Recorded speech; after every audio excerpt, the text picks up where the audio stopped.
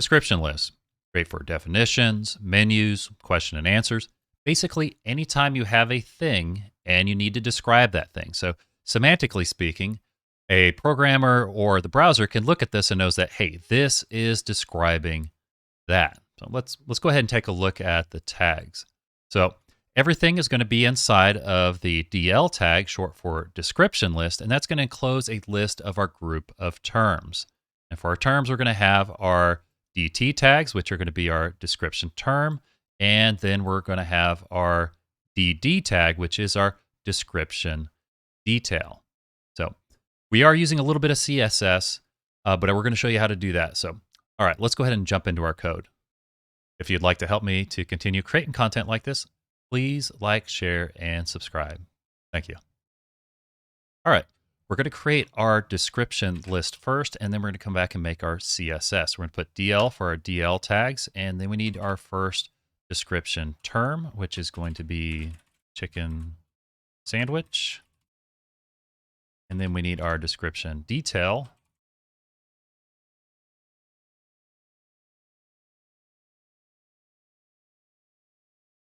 Lettuce and tomato. Next description term, Monte Cristo.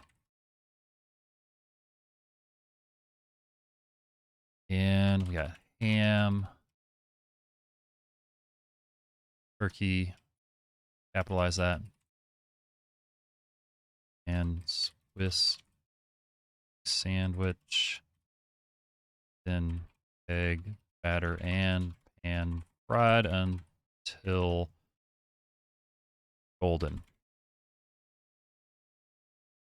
All right, and our last description term is going to be the peanut,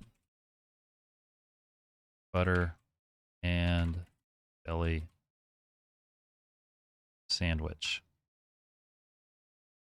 And our description detail, 2 slices of bread with nut, butter, and jelly. All right, so let's go ahead and add some CSS here. So add our style tags, and we want to change the description detail here, and let's go ahead and put a font weight, make it, and let's put bold. You can see we got a little bit bolder here, and we want to go ahead and let's change the text decoration, and let's go underline. So we should get a little underline over here. All right, now we also want to adjust the description detail elements, and let's go ahead and change the margin. That's 0, and then set padding 0, 0, 0, 0, and 0.5 pm, and then